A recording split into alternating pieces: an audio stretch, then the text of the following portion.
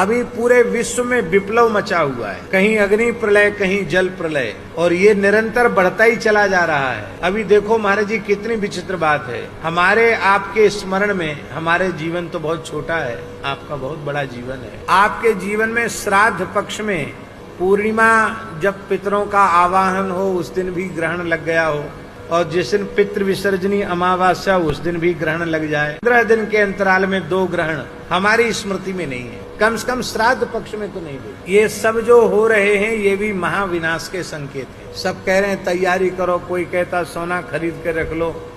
अरे भाई चाहे सोना खरीद के रख लोगे चाहे चांदी खरीद के रख लोगे, भयंकर देवी आपदा आएगी तो क्या सोना चांदी खा के पेट भरोगे? महाराज जी जल के बिना खेती नहीं होती है। लाखों हेक्टेयर भूमि जलमग्न हो गई, लहलहाते खेत धान के सब, वहां कमर कमर भर पानी हो गया, खेत भी खराब हो गए, वहां धार चल रही है पानी की। अभी वृंदावन की ये हालत है। आज किसी ने हमको दिखाया मोबाइल पर, गोकुल रमन रेती में वहां के संत, वहां के विद्यार्थी आश्रम में ही तैर रहे हैं, इतनी यमुना जी आ गई।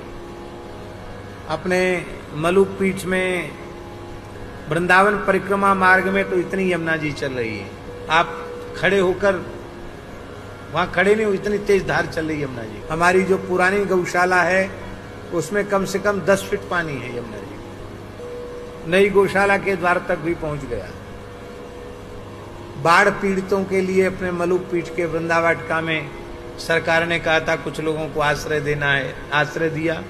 जिस हॉल में उसको रखा था उस हॉल में गंज यमुना जी आ गई, अब वहीं सब गंदगी कर रहे हैं, क्या करें? और इतने बड़े जल के बाद फिर महामारी फैलती है, क्योंकि पानी जगह जगह रुक जाता, कचरा रुक जाता है, फिर वो सड़ता है, मक्खी मच्छर बढ़ते हैं, गंदगी बढ़ती है, फिर महामारी फैलती है। यह सब जो भयंकर उत्पात हो रहे हैं, दैवी उत्पात, और पूरा विश्व ये तो कब लड़ झगड़ कर आपस में मर मिटेंगे कोई ठिकाना नहीं है, ऐसी हालत पूरे संसार की बनी हुई है।